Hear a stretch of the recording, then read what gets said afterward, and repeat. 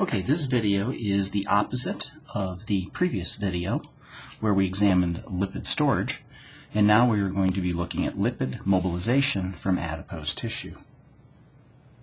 So the question becomes, once we store the lipids in adipose tissue, when do we need to access them and how do we need to access them? Well, obviously this is going to be in a fasting state. When we are in a catabolic state, that means that we are in an negative energy state, and so we are going to need excess energy to generate ATP.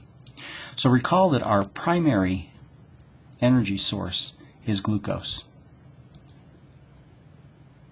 As our glucose levels begin to decline, we need to supplement this with an alternative energy source, and that becomes fatty acids as our secondary source of energy.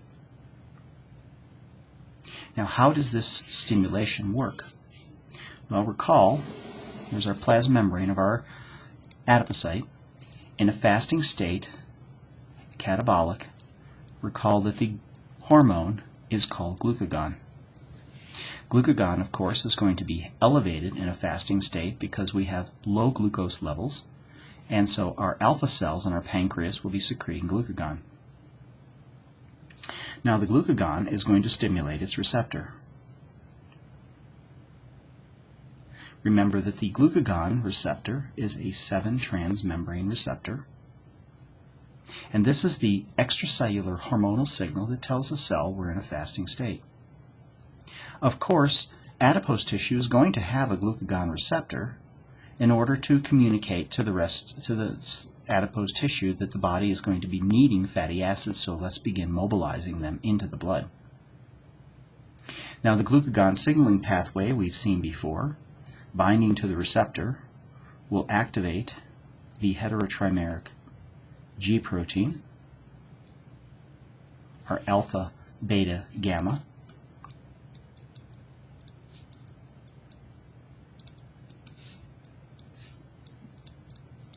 and in doing so we are going to dissociate the alpha subunit of this heterotrimeric complex, and it will become on its own. This is now considered the active form. Active means that it is going to bind now to another protein that's located on the intracellular surface of the plasma membrane, and recall this is adenylate cyclase.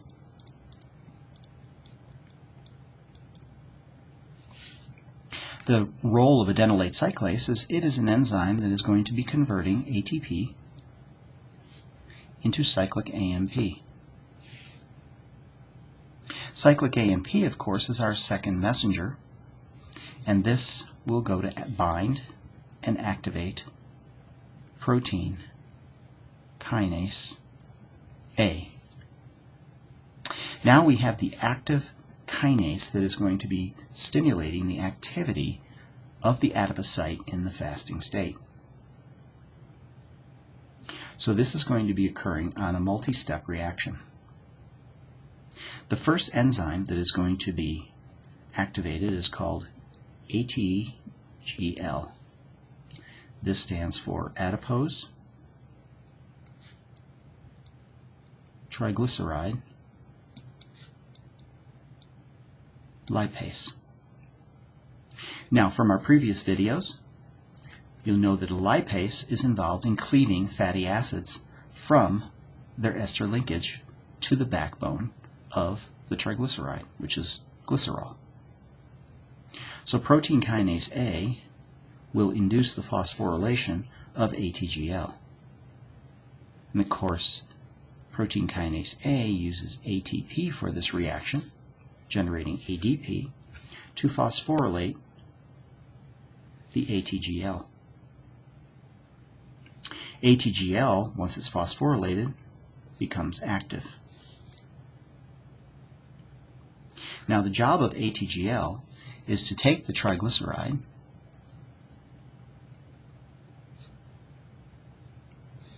also called triglycerol, triacylglycerol, and convert this into a diglyceride. Specifically, what will be generated is 2,3-diacylglycerol. We will be releasing a fatty acid. Now the question becomes, ATGL is a hydrolytic reaction. Being a hydrolytic reaction, we have to add water across that ester linkage that links the fatty acid onto the glycerol backbone to release it. Remember, the triglyceride is found in the lipid droplet of adipocytes. This is a completely hydrophobic domain, and it is surrounded by the protein called perilipin, which protects the plasma membrane from the harm from the hydrophobicity of the lipid droplet. So how does a hydrolytic enzyme, ATGL, get into a hydrophobic lipid droplet and perform a hydrolytic reaction? Well, the protein kinase A is going to phosphorylate perilipin. And again, this will be using ATP for this reaction. And the phosphorylation of perilipin now allows it to move away from the lipid droplet. Once it moves away from the lipid droplet, now the ATGL has access to the triglyceride structure and can perform the reaction right at the surface of the lipid droplet. The next enzyme in the sequence is called HSL, and this stands for hormone sensitive lipase. Hormone-sensitive lipase is responsible for taking the 2,3-diglyceride structure and performing the next hydrolytic step to release the fatty acid. Again, it is involving hydrolysis, so water will be added across that ester linkage to release the fatty acid. And what we will be generating here is 2-monoglyceride.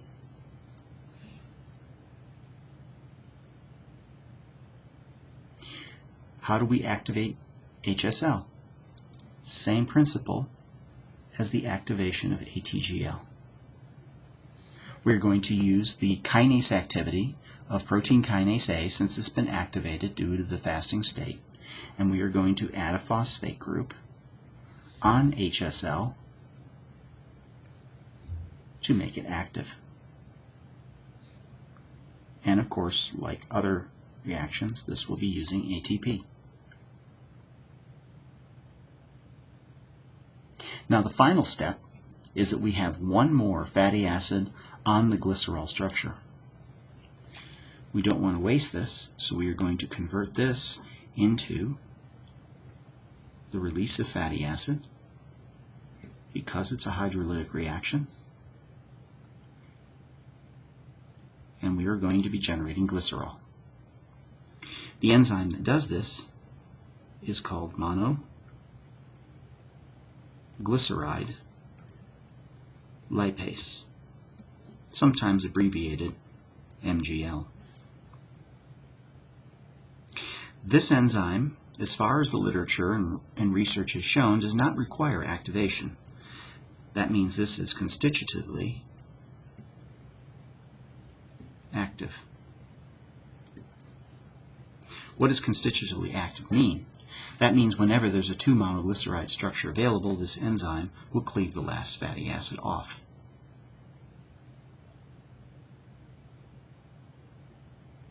Now what happens to these fatty acids? These fatty acids, of course, are released into the blood.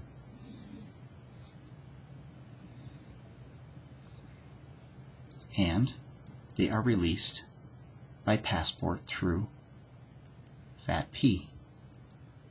Recall the fatty acid transport protein is a facilitated transporter on the plasma membrane surface, and it can operate in both directions. In the fed state, we are taking fatty acids into the cell for storage, but for fasting state, we are now releasing the fatty acids from our triglyceride stores, and so they are allowed to pass into the blood. Because fatty acids are hydrophobic, they are insoluble, poorly soluble in the blood, and so we are going to couple them binding to albumin. So the largest concentration of protein in our blood is albumin, and albumin tends to be very sticky, and it binds fatty acids in a non-covalent fashion.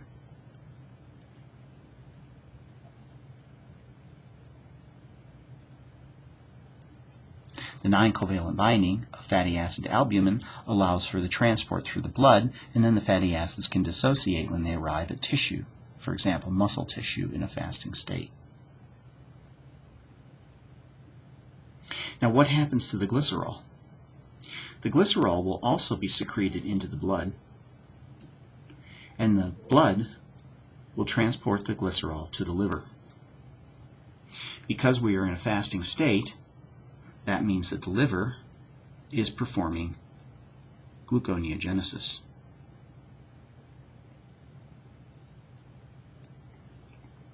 So the liver will take the glycerol, convert this into glycerol 3-phosphate.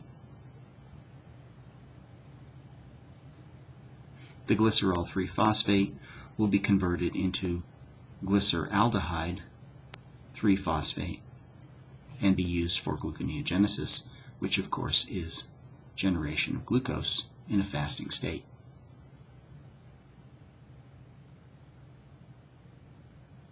Now, the one final note of this is that the signal, let's go back up to the beginning here, the signal glucagon is signaling a fasting state, so that is just telling the adipose tissue that the body is in a negative energy balance, so it needs to release some of its stored energy.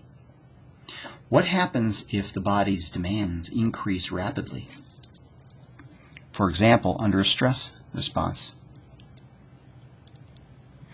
Remember, epinephrine, come from the adrenal gland, is another one of our short-acting stress hormones. It makes sense that the adipose tissue would respond to stress by releasing more energy, because the muscle tissue, for example, may need it if its glucose stores are depleted. So the epinephrine will bind to its 7-transmembrane receptor, and recall that the epinephrine signal transduction pathway is the same as that of the glucagon receptor. The receptors are different, but they signal through the same pathway.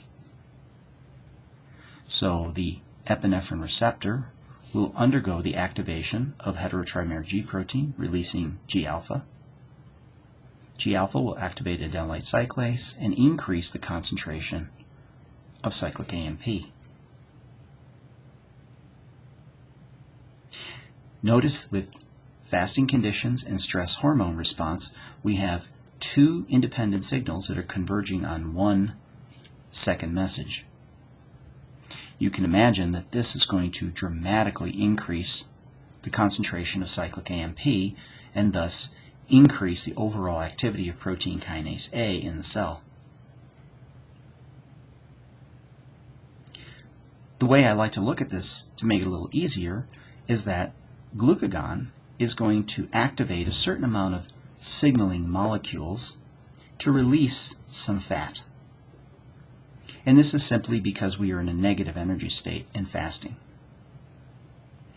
On top of this, if we encounter a fight or flight reaction where our epinephrine goes up, that's the body's signal that we need much more energy than just simply the negative energy demands of the body in a fasting state. And so now we are going to feed into the same pathway to really ramp up the signal and increase dramatically the activity of these lipases to release more fatty acids. So it's like turning up a dial. turn the dial up on the stereo a little bit to release some fat in a negative energy balance, turn that volume up even more if we have a physiological stressor that requires more energy.